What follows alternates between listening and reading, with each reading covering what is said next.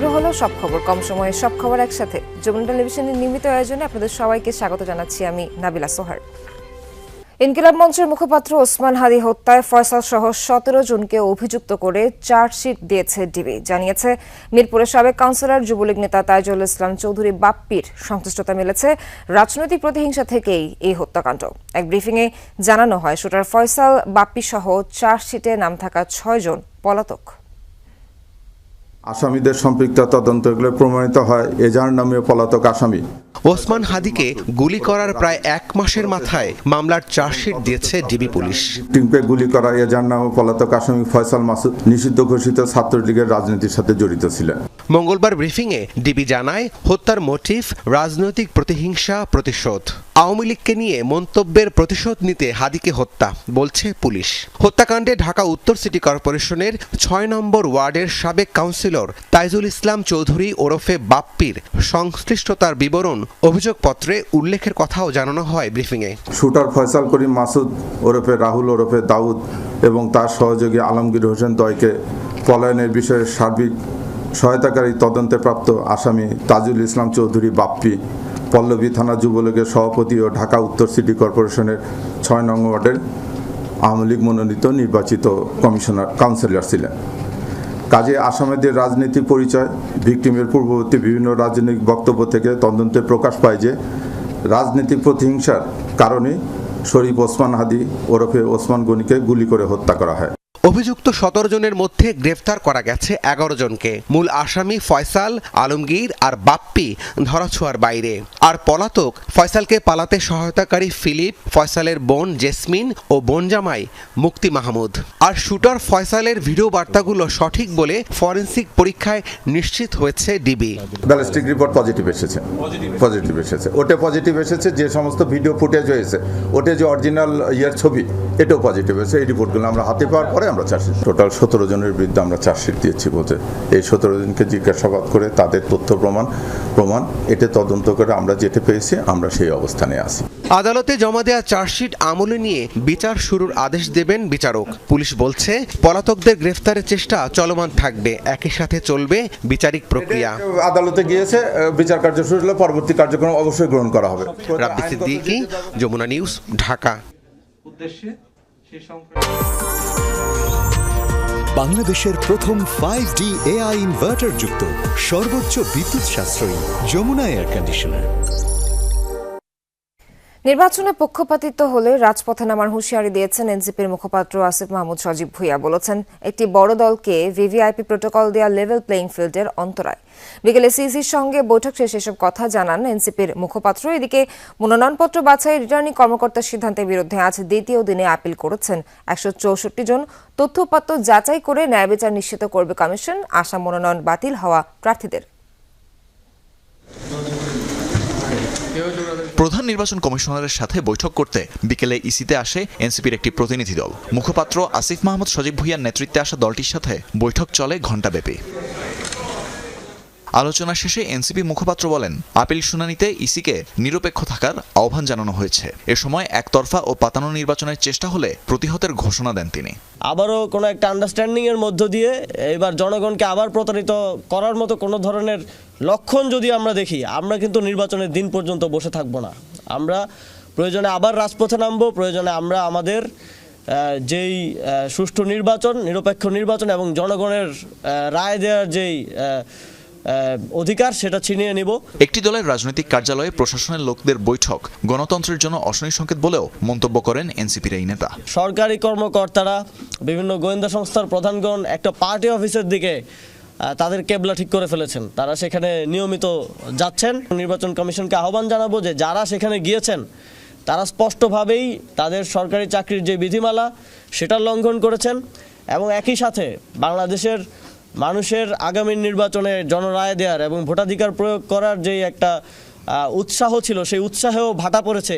এরপর সিইসির সাথে সাক্ষাৎ শেষে ইসির বিরুদ্ধে পক্ষপাতিত্বের অভিযোগ করেন ইসলামী আন্দোলন বাংলাদেশের মুখপাত্র। আমাদের তো শঙ্কা আছে, কারণ আমরা যেমন প্রত্যাশা করেছিলাম লেভেল প্লেইং ফিল্ড, আমরা বলেছি প্রশাসনের মধ্যেও একদিকে হেলে গেছে, সেটাও আছে মাঠ প্রশাসনে। এদিকে দ্বিতীয় দিনের মতো মনোনয়নপত্র গ্রহণ ও বাতিলের বিরুদ্ধে ইসিতে আপিল আবেদন করেন সংক্ষুব্ধরা। নির্বাচনে আইন শৃঙ্খলা পরিস্থিতি নিয়ে উদ্বেগ সহ বিভিন্ন অভিযোগ জানান তারা। সবাই তো হচ্ছে ধরেন আমাকে নাও চিনতে পারে, আর যারা চেনে তাদের কাছে গিয়ে তো বলতে হবে, তো বলতে হওয়ার জন্য একা মানুষ তো হচ্ছে সব জায়গায় যাওয়া যায় না। 1% নামে যে একটা স্বতন্ত্র প্রার্থীদের জন্য একটা প্রহসন চলতেছে, এটা পসিবল না। রিটার্নিং কর্মকর্তার সিদ্ধান্তের বিরুদ্ধে আপিল কার্যক্রম চলবে 9 জানুয়ারি পর্যন্ত। তানফির মৌসুম, যমুনা নিউজ, ঢাকা। জুলাই অভ্যুত্থানে থানা থেকে খোয়া যাওয়া 15% অস্ত্র এবং 30% গুলি এখনও উদ্ধার না হওয়া নির্বাচন ঘিরে উদ্বেগের বড় কারণ। চট্টগ্রামে মন্তব্য করেছেন নির্বাচন কমিশনার আবুল ফজল মোহাম্মদ সানাউল্লাহ। সকালে চট্টগ্রাম সার্কিট হাউসে আইন শৃঙ্খলা বাহিনীর সাথে মতবিনিময় সভায় তিনি বলেন, নির্বাচনে রোহিঙ্গাদের ভোট দেয়া রোধ এবং অবৈধ অস্ত্রের ব্যবহার ঠেকাতে কমিশন তৎপর রয়েছে।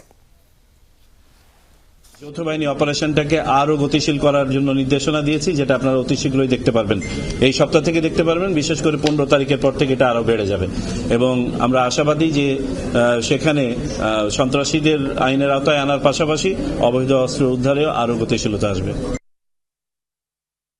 নির্বাচন সামনে রেখে বিভিন্ন দলের শীর্ষ নেতাদের নিরাপত্তা নিশ্চিতে সর্বোচ্চ জোর দেবে অন্তর্বর্তীকালীন সরকার। প্রয়োজনে সাপেক্ষে প্রার্থীদের গানম্যান দেওয়া হয়েছে বলে জানিয়েছেন প্রধান উপদেষ্টা প্রেস সচিব শফিকুল আলম। ফরেন সার্ভিস একাডেমিতে এক ব্রিফিংয়ে তিনি জানান, গণভোট নিয়ে প্রচারণায় ভোটের গাড়ির সংখ্যা বাড়ানো হচ্ছে। হ্যাঁ ভোটের মাধ্যমে বাংলাদেশ আগামী 100 বছরের নির্দেশনা পাবে বলেও মনে করেন শফিকুল আলম। নির্বাচন সামনে রেখে প্রস্তুতি ও আইন শৃঙ্খলা বিষয়ে মঙ্গলবার সন্ধ্যায় ফরেন সার্ভিস একাডেমিতে প্রেস উইংয়ের সংবাদ সম্মেলন। প্রথমবার পোস্টাল ব্যালট রেজিস্ট্রেশনে অভূতপূর্ব সাড়া পাবার কথা জানান প্রেস সচিব শফিকুল আলম। বলেন, দেশ ও প্রবাসে পোস্টাল ব্যালট ভোট দিতে তালিকাভুক্ত হয়েছেন 15 লাখের বেশি ভোটার। ইউরোপীয় ইউনিয়ন সহ অনেক দেশ পোস্টাল ব্যালট প্রক্রিয়া নিয়ে জানতে ইচ্ছুক বলেও জানান তিনি। 15,33,682 জন লিস্টেড হয়েছেন। তার মধ্যে দেশের ভিতরের থেকে হয়েছেন 7,61,140। এরা মূলত হচ্ছে যারা ভোটের ডিউটি করবেন এবং যারা তার স্ব স্থানে ভোট দিতে পারবেন না, তারা পোস্টাল ব্যালটের জন্য তারা নিবন্ধিত হয়েছেন। আর বাকিটা যারা, যেটা আমাদের ডায়াসপোরা ভাই বোন, এদের সংখ্যা 7,72,542 জন।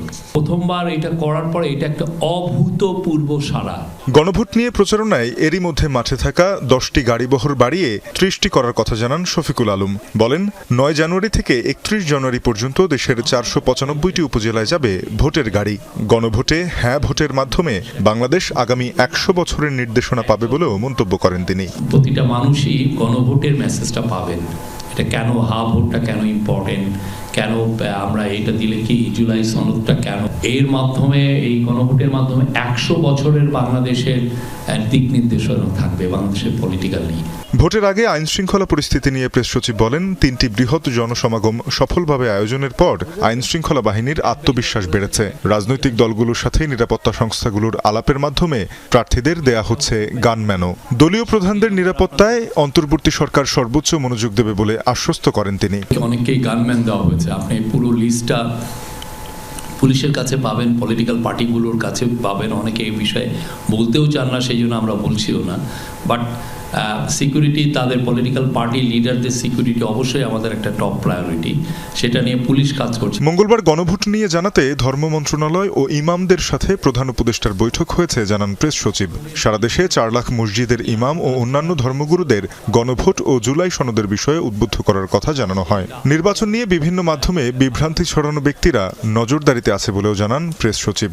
তারা কেন কনফিউশন ছড়াচ্ছেন, নির্বাচনের 37 দিন বাকি আছে, আমরা মনে করি আমরা খুবই ভালোভাবে প্রিপেয়ার্ড আছি। তানজিম শাফিন, যমুনা নিউজ, ঢাকা।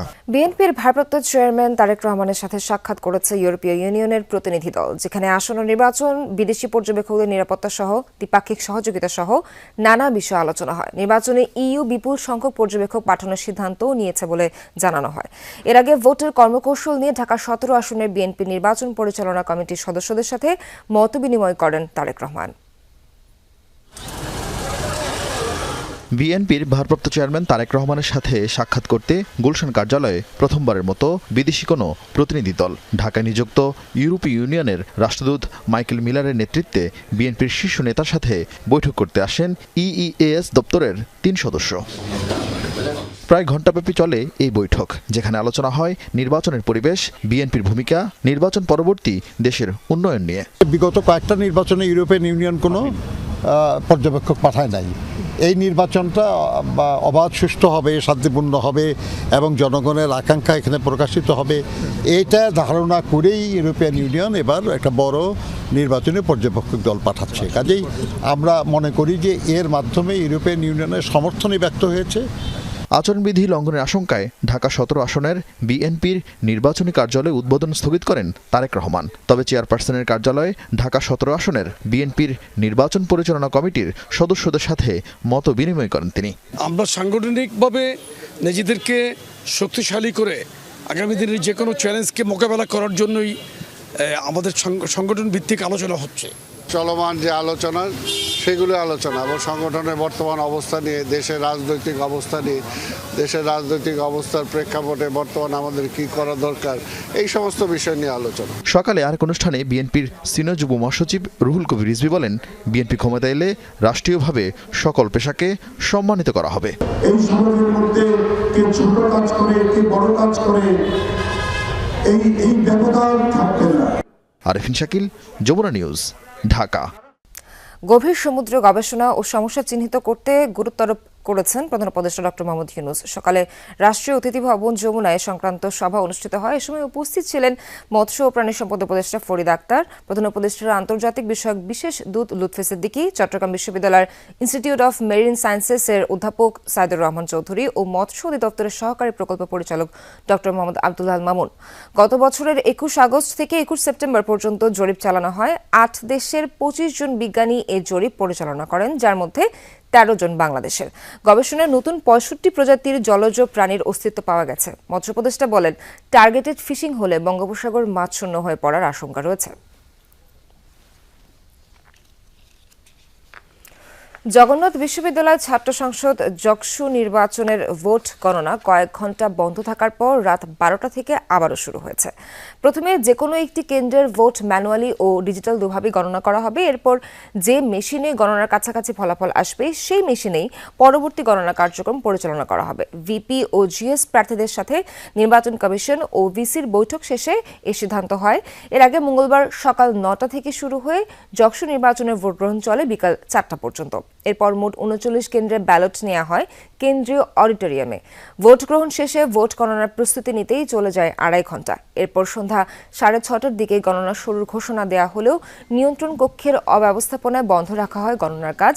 দিনভর চলা এই নির্বাচনে কেন্দ্রীয় সংসদে 66% এবং হল সংসদে 77% ভোট পড়েছে। প্রথমবার জকসু নির্বাচনে ভোট দিতে পেরে উচ্ছ্বাসের কথা জানায় শিক্ষার্থীরা। 21 বছর আগে প্রতিষ্ঠিত এই বিশ্ববিদ্যালয়ে এবারই প্রথম অনুষ্ঠিত হল ছাত্র সংসদ নির্বাচন।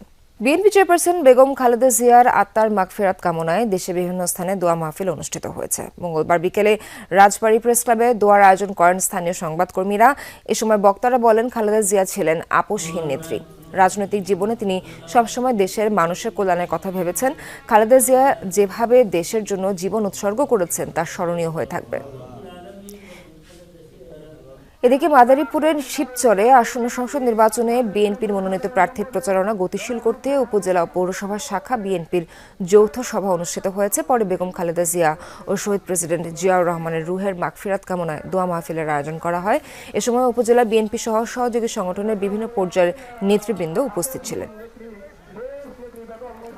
ফরিদপুরে আধিপত্য বিস্তারকে কেন্দ্র করে বিএনপি নেতাকর্মীদের বাড়িতে হামলা ও লুটপাটের অভিযোগ উঠেছে সাবেক আওয়ামী লীগ নেতার সমর্থকদের বিরুদ্ধে। সোমবার রাতে সদর উপজেলার রামচন্দ্রপুর গ্রামে ঘটনা ঘটে। পুলিশ ও স্থানীয়রা জানায়, আধিপত্য বিস্তারকে কেন্দ্র করে গ্রামের সেন্টু, জামাল ও সুমন কাজের নেতৃত্বে ইউনিয়নের 6 নম্বর ওয়ার্ড বিএনপির সভাপতি শাহজাহান শিকদার সহ 10 থেকে 12 জন কর্মী সমর্থকদের বাড়িতে হামলা ও লুটপাট করা হয়। ভুক্তভোগীদের অভিযুক্তরা সবাই কৃষ্ণপুর ইউনিয়নের চেয়ারম্যান ও সাবেক আওয়ামী লীগ নেতা আক্তারুজ্জামান তিতাসের সমর্থক। হামলার সময় বাড়িতে থাকা স্বর্ণালঙ্কার ও নগদ অর্থ নিয়ে যায় তারা। এ বিষয়ে অভিযোগ পেলে আইনগত ব্যবস্থা নেওয়া হবে বলে জানিয়েছে পুলিশ। সম্প্রতি আওয়ামী লীগ নেতা আক্তারুজ্জামান তিতাস তার কর্মী সমর্থকদের নিয়ে বিএনপিতে যোগ দিয়েছেন। স্যাটেলাইট ভিত্তিক সেবার পরিধি আরও বিস্তৃত করার পরামর্শ দিয়েছেন প্রধান উপদেষ্টা ডাক ও টেলিযোগাযোগ বিষয়ক বিশেষ সহকারী ফয়েজ আহমেদ তৈয়ব। সন্ধ্যায় রাজধানীতে বাংলাদেশ স্যাটেলাইট বিজনেস শীর্ষক আলোচনা সভায় তিনি এই আহ্বান জানান। বলেন, সরকারের বিভিন্ন মন্ত্রণালয় এবং বেসরকারি প্রতিষ্ঠানের জন্য উপযোগী সেবা তৈরি করতে হবে বাংলাদেশ স্যাটেলাইট কোম্পানিকে। মন্ত্রণালয়গুলো যেন বাংলাদেশ স্যাটেলাইটকে কাজে লাগিয়ে তাদের কাজ আরও সাশ্রয়ী করতে পারে। দেশের সমুদ্র সম্পদ এবং বনজ সম্পদ রক্ষা এবং নজরদারিতে বাংলাদেশ স্যাটেলাইটকে আরও বেশি কাজে লাগানোর পরামর্শ দেন তিনি। বলেন, গভীর সমুদ্রে জেলেদের নিরাপত্তার জন্য সাশ্রয়ী মূল্যে স্যাটেলাইট ভিত্তিক যোগাযোগ সুবিধা গড়ে তুলতে হবে। যে স্যাটেলাইটটা আছে, এই স্যাটেলাইটের মেয়াদ আর কয়েক বছর আছে, 2035 পর্যন্ত, আনুমানিক 9 থেকে 10 বছর আছে। কিন্তু এটা মিন করে না যে এই 10 বছর পরে আমার এই কোম্পানি শাটডাউন করে দিতে হবে। অর্থাৎ স্পেসে স্যাটেলাইট ভিত্তিক যে সেবা, সেই সেবার বাইরেও আমরা চাইলে আমাদের প্রত্যেকটা মন্ত্রণালয়ের জন্য ইউজ কেস ডিফাইন করতে পারি। মেহেরপুরে নিখোঁজের 7 দিন পর এক গৃহবধূর মরদেহ উদ্ধার করেছে পুলিশ। মঙ্গলবার সন্ধ্যায় শহরের কাশ্যপপাড়ায় বাড়ির পাশের একটি পরিত্যক্ত জমি থেকে উদ্ধার হয় টগরী খাতুনের মরদেহ। পুলিশ জানায়, দুর্গন্ধ পেয়ে এগিয়ে গেলে টগরীর মরদেহ পড়ে থাকতে দেখেন স্থানীয়রা। খবর পেয়ে ঘটনাস্থল থেকে মরদেহটি উদ্ধার করে পুলিশ। পরে নিহতের স্বামী সেন্টু মিয়া তার স্ত্রীর লাশ শনাক্ত করেন। গত 31 ডিসেম্বর সন্ধ্যায় একটি ফোন কল পেয়ে বাড়ি থেকে বের হন টগরী খাতুন। এরপর থেকে নিখোঁজ ছিলেন তিনি। পরে ঘটনায় থানায় জিডি করে পরিবারের সদস্যরা। ঘটনার রহস্য উদ্ঘাটনে একাধিক টিম কাজ করছে বলে জানিয়েছে পুলিশ। নারায়ণগঞ্জ নগরীতে অভিযান চালিয়ে বেশ কিছু দেশীয় অস্ত্র উদ্ধার করেছে পুলিশ। গ্রেফতার করা হয়েছে এক মাদক ব্যবসায়ীকেও। মঙ্গলবার বিকেলে গলাচিপা চেয়ারম্যান বাড়ি এলাকার একটি দোতলা ভবনে অভিযান চালায় ফতুল্লা মডেল থানা পুলিশের একটি দল। জেলা পুলিশের অতিরিক্ত পুলিশ সুপার তারেক আল মিহিদি বলেন, গ্রেপ্তারকৃত মনির হোসেন ওরফে ফাইটার মনির মাস্তার এলাকায় সাইদুর রহমানের ছেলে। তার ঘর থেকে একটি কম্পিউটারের সিপিইউ, 2টি মনিটর ও মাদকদ্রব্য জব্দ করা হয়। অভিযানে 2টি স্টিলের বড় ছুরি, একটি রামদা, 3টি দা সহ বেশ কিছু ধারালো অস্ত্র জব্দ করা হয়েছে। অতিরিক্ত পুলিশ সুপার তারেক আল মেহেদি আরও বলেন, মনিরের বিরুদ্ধে অস্ত্র ও মাদক আইনে ফতুল্লা মডেল থানায় মামলা দায়ের করা হয়েছে।